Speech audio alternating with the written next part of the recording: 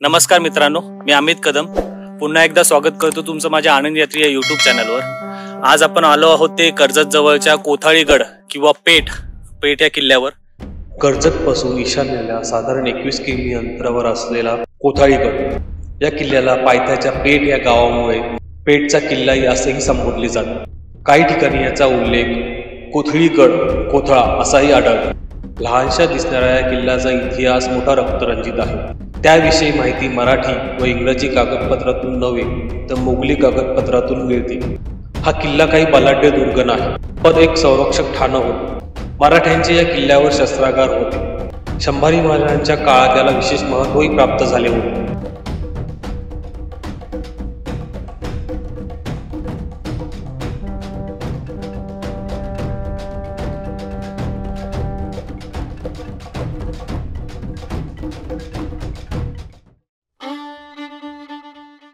नमस्कार मित्रांनो, मी अमित कदम पुन्हा एकदा स्वागत करतो तुमचं माझ्या आनंद यात्री या यूट्यूब चॅनलवर। आज आपण आलो आहोत ते कर्जत जवळच्या कोथाळीगड किंवा पेठ या किल्ल्यावर। आज आपण इथपर्यंत त्याच्या बेस जिथून ट्रेक चालू होतो तिथपर्यंत आलोय आपल्या प्रायव्हेट गाडीने। इथपर्यंत कसं यायचं हे मी माझ्या डिस्क्रिप्शन बॉक्समध्येच व्हिडिओच्या डिस्क्रिप्शन बॉक्समध्ये सगळी इन्फॉर्मेशन देईन। इथे मी आलोय माझ्या प्रायव्हेट गाडीने इथपर्यंत आलोय। इथे हे बघा, ही दिसते, इथे ही चौकी आहे, इथे हे गेट एंट्री गेट आहे। हा एंट्री गेट आहे। इथे आता आम्ही जेव्हा आलोय तोपर्यंत एंट्री गेट चालू नाहीये, पण हा एंट्री गेट चालू असून इथे पर पर्सन 50 रुपये एंट्री आहे। आम्ही आता आलोय तेव्हा हा एंट्री गेट चालू नाहीये, त्याच्यामुळे आता आम्ही डायरेक्ट इथून चालू करतोय ट्रेक। इथून आता हा जो रस्ता जातो हा आपल्याला पहिले 2-3 किलोमीटर चालत जायचंय, पेठ गावापर्यंत जातो। इथून 2 व्हीलर जाते वरपर्यंत, 4 व्हीलर जाते की नाही माहिती नाही। 2 व्हीलर वरपर्यंत पेठ गावापर्यंत 2 व्हीलर जाते आणि मग तिथून आपला अर्धा-पाऊण तासाचा पेठ किल्ल्याचा किंवा कोथाळीगडाचा ट्रेक चालू होतो। आता आपण इथून हा प्रवास चालू करूया।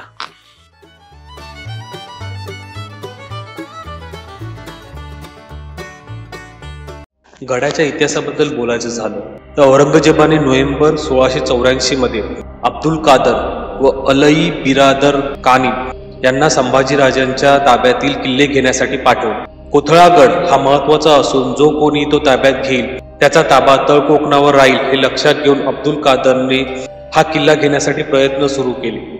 तो या किल्ल्याच्या जवळपास गेला आणि तेथे राहणाऱ्या लोकांना त्याने आपले नोकर म्हणून ठेवून घेतले।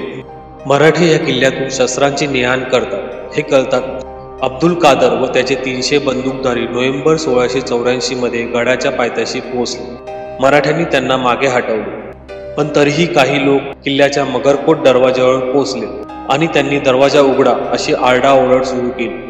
किल्ल्यावरील मराठा सैन्याला वाटले की हे आपलेच लोक हत्यारे नेण्यासाठी आले आहेत, म्हणून त्यांनी दरवाजा उघडला।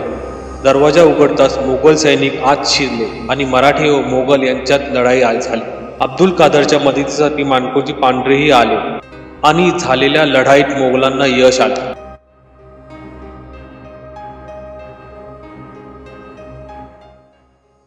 वाटेत इथे एक वाघजाईचं ठाणं लागतं।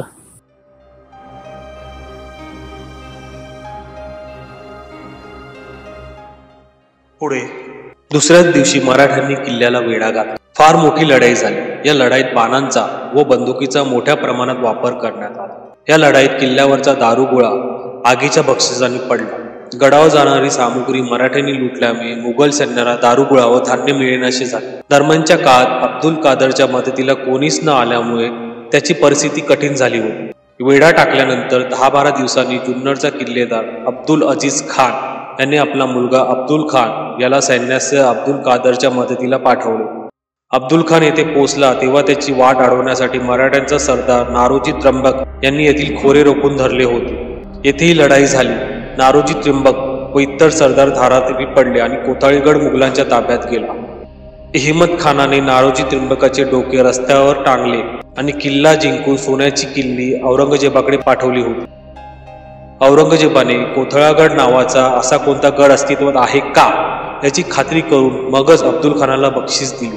मुघलांनी गडाला मिफ्ताहुल फतह म्हणजेच विजयाची किल्ली असे नाव दिले होते। फंद फितरूमुळे मराठ्यांच्या हातून हा मोक्याचा किल्ला निसटला। गड परत मिळवण्यासाठी मराठ्यांनी प्रयत्न सुरू केले। डिसेंबर 1684 मध्ये गडाकडे जाणाऱ्या मुघली सैन्याला मराठ्यांनी अडवले। नंतर महमद खानालाही 7,000 मराठ्यांच्या तुकडीने अडवले, पण मराठ्यांना यश लाभले नाही. त्यानंतर एप्रिल 1685 मध्ये 700 जणांच्या तुकडीने पुन्हा हल्ला केला. 200 जण दरीच्या शिडीच्या मदतीने किल्ल्यात उतरले. बरेच रक्त सांडले, पण मराठ्यांची फत्तेच होऊ शकली नाही. मराठ्यांनी हा महत्वाचा किल्ला गमावला होता. पुढे 1817च्या नोव्हेंबरमध्ये दुसऱ्या बाजीराव पेशव्याच्या वतीने बापूराव नामक शूर सरदाराने हा किल्ला इंग्रजांच्या ताब्यातून सोडवला. सुमारे 1862 पर्यंत किल्ल्यावर माणसांचा राबता होता असे सांगितले जाते. एक जवळपास त्या रस्त्यावरनं अर्धा ते पाऊण तास चालल्यावर थोडीशी खडी चढाई आहे, थोडा सपाट आहे. असं चालल्यावर एक अर्ध्या पाऊण तासात आपण येऊन पोचतो ते पेठ गावात.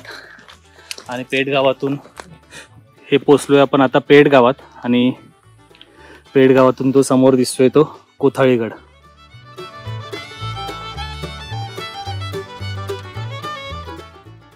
पेठ गावात आल्यावर इथे मंदिर आहे आणि मंदिराच्या समोरच एक उखळी ही तोफ आहे. उखळी तोफ ठेवलेली आहे. तोफ आहे छोटीशी, तिला उखळी तोफ बोलतात.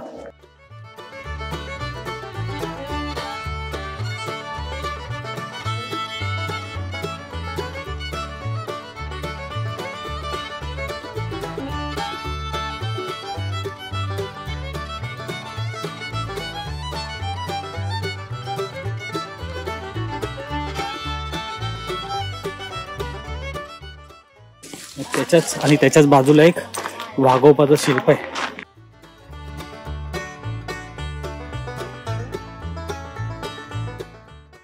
पेठ गावात एका हॉटेलच्या समोर ही विरगळ आहे, चतुर्भुज विरगळ आहे. विरगळीच्या चारी साईडने शिल्प कोरलेली आहेत.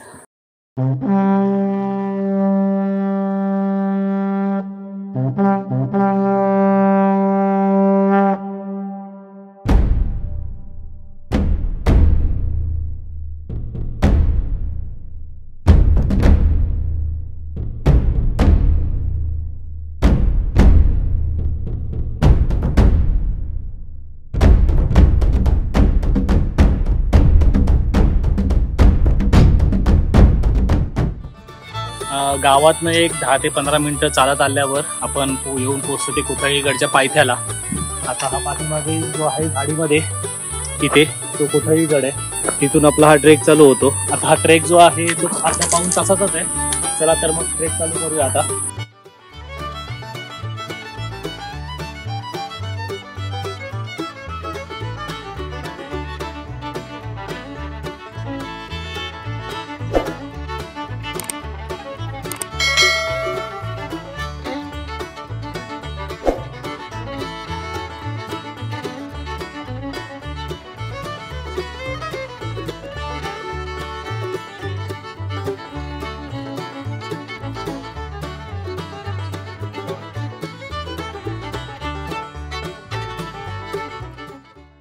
कोथळीगडावर जाताना मध्ये मध्ये अशा या कातीवकोरी पायऱ्या लागतात, पण मध्ये मध्ये ह्या 1-2च अशा आहेत, संपूर्ण वाटेवर नाही आहेत. आता आम्हाला ट्रेक चालू करून 10 ते 15 मिनिटं झाली आहे.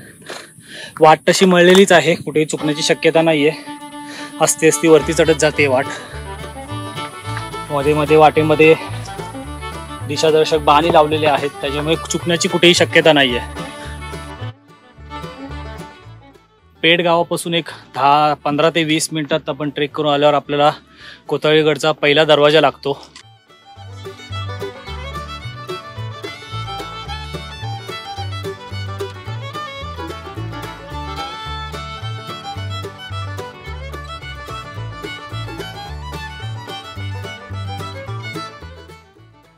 आता दरवाजा उद्ध्वस्त अवस्थेत आहे.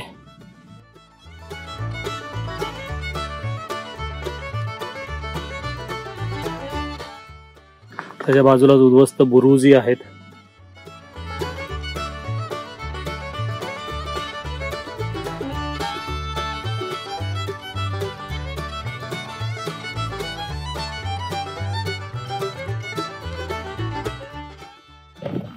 या गडाची प्राचीनत्वाची ओळख दाखवणाऱ्या खोदीव पायऱ्या छोट्या आहेत, पण गड जुना आहे हे सिद्ध करतात.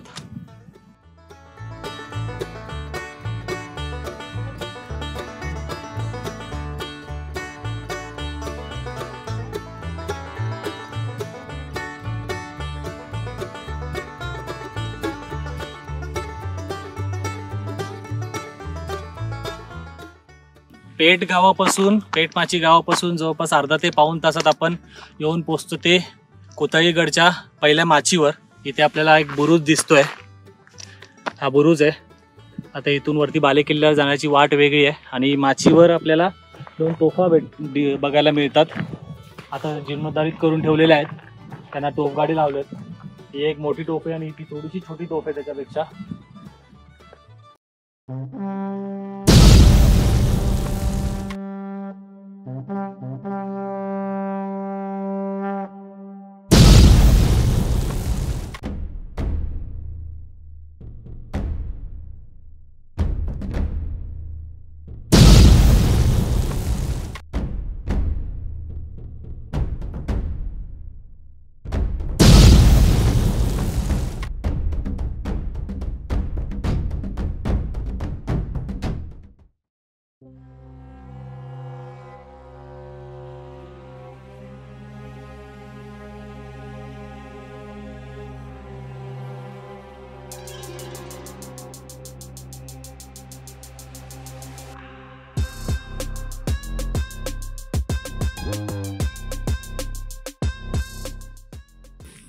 या माचीवरनं उजवीकडे जी वाट जाते तिथे काही टाक्या आहेत, त्या आपण बघूया. इथे ही पहिलीच टाकी लागते, दगडामध्ये खोदलेली आहे.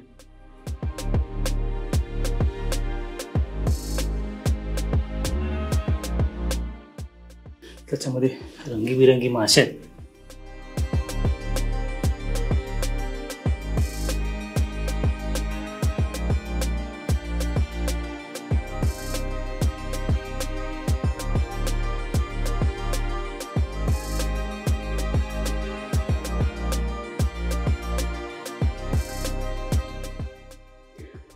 त्याच्या पुढे अजून एक टाकी.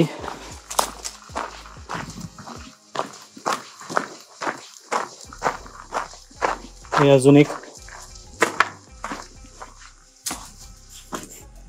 टाक्यांच्या पुढे जी वाट जाते ती थोडीशी रिस्की आहे,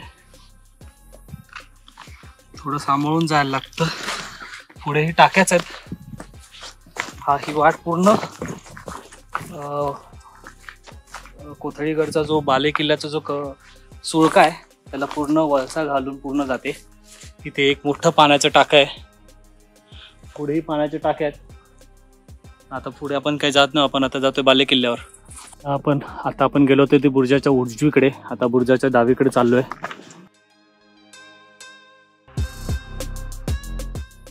कोथळीगडवरचा हा बुरुज आणि बुरुजावर असलेलं हे गुहा, बुरुजावर असलेली ही गुहा, आता त्याच्यात पाणी साचलंय. आणि हा बालेकिल्ल्याचा सुळका कोथळीगडचा.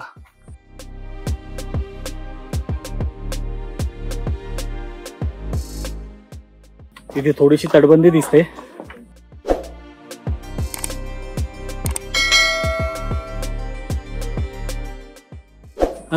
छोटासा हा कदाचित तटबंदीमध्ये चोर दरवाजा आहे. हो बघा, हा दरवाजा आहे.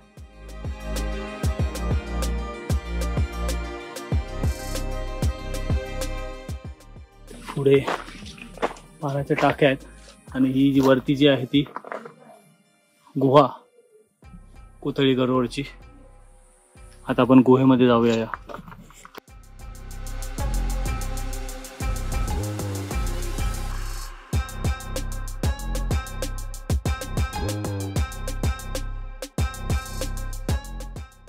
गुहेच्या अगोदर लागतं ते भैरवनाथांचं मंदिर.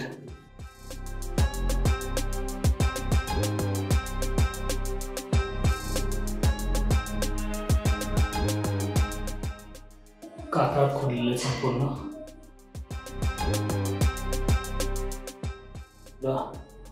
ही छोटीशी गुहा आहे. आणि ही कोथळी गडाची गुहा. मध्ये कोळी खांब होता. याचा विध्वंस झाला म्हणजे ते पडक्या अवस्थेत आहेत. आणि कोरीव काम फार सुंदर आहे.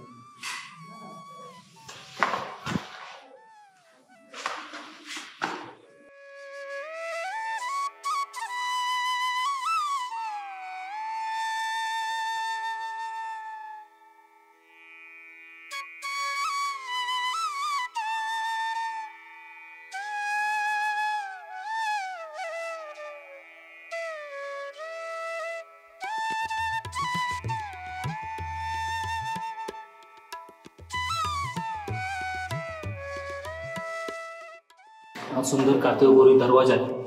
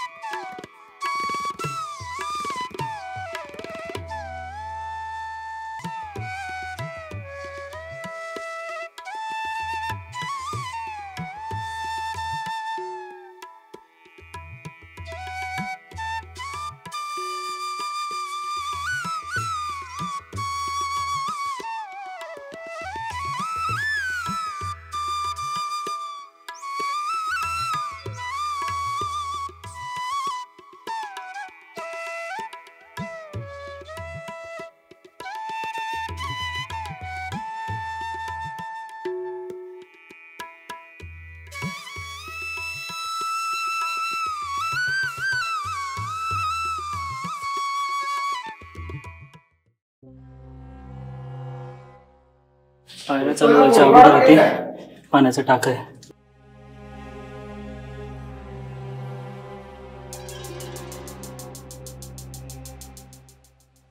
इथून चालू होतात ते कोथळीगडाच्या पायऱ्या.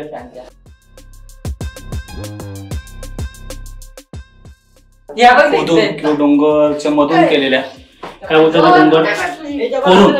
डोंगर कोरून केलेल्या पायऱ्या. इथून चालू होतात ते कोथळीगडचे डोंगर कोरून केलेल्या पायऱ्या.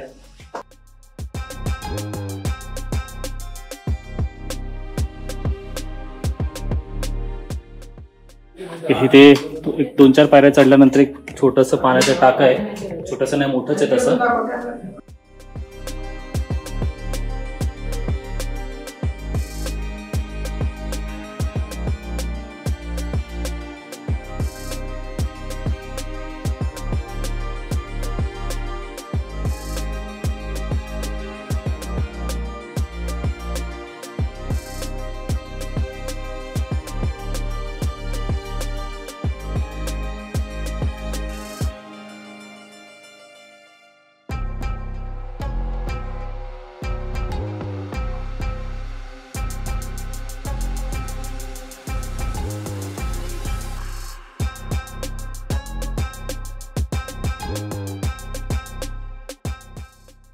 कातळ कोरून डोंगर पोखरून केलेल्या पायऱ्या, प्रसिद्ध पायऱ्या, याच पोखरलेल्या पायऱ्यांमुळेच या गडाला कोथाळी गड, पोटातला जसा कोथळा असतो आपलं, कोथळा काढलं जे बोलतात, पोटात ज्या आतड्या असतात तशा हा डोंगरातलं कोरून अशा गोल्या पायऱ्या केलेल्या आहेत, त्यामुळे या गडाला कोथळी गड म्हटलं जातं.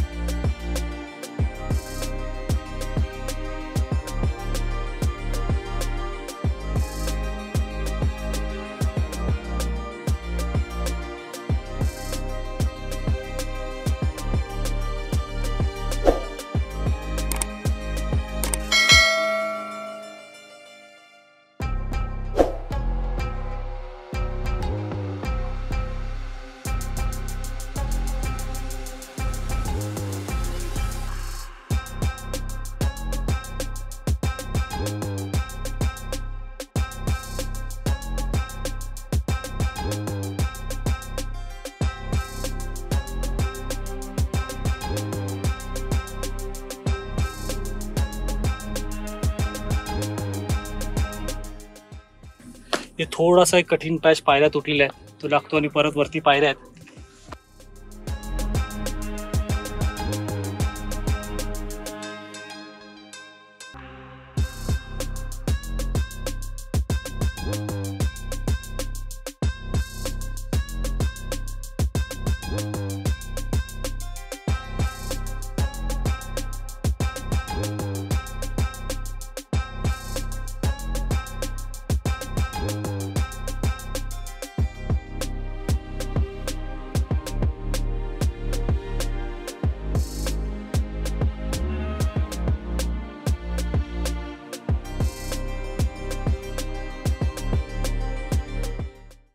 एवढ्या पायऱ्या चढून आल्यावर आपण पोहोचतो ते कोथाळी गडाच्या बालेकिल्ल्याच्या दरवाजावर.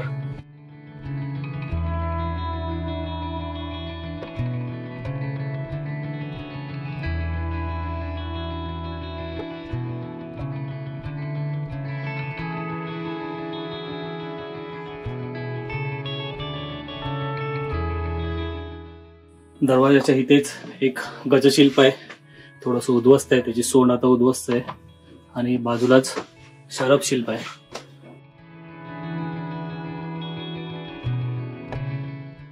गडावर आत्ताच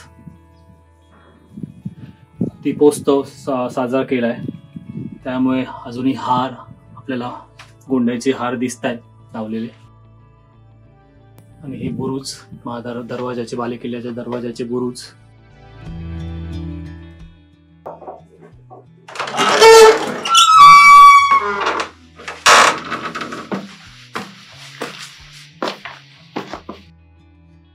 दरवाजाच्या वरतीच एक खडकाळ्यामध्ये खोदलेलं टाका आहे.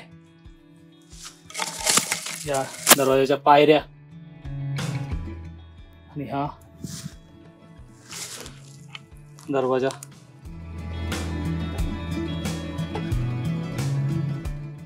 आणि दरवाजाच्या समोर दिसतो हा फाट सह्याद्री.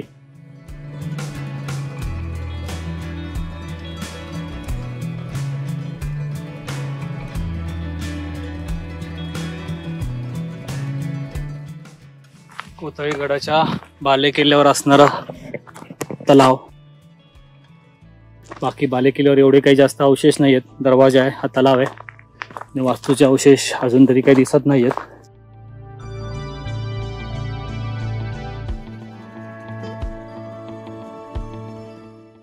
छोटा आहे बालेकिल्ला कोथळी गडाचा, जास्त काही मोठा नाहीये.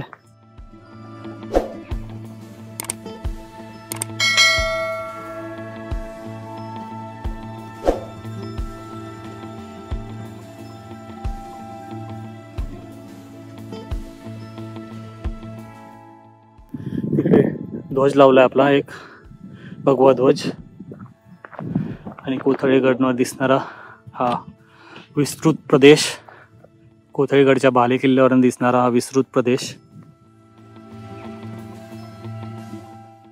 तर वातावरण थोडंसं साफ नाही, धुरकट आहे, त्यामुळे लांबचं काही दिसत नाही जास्त.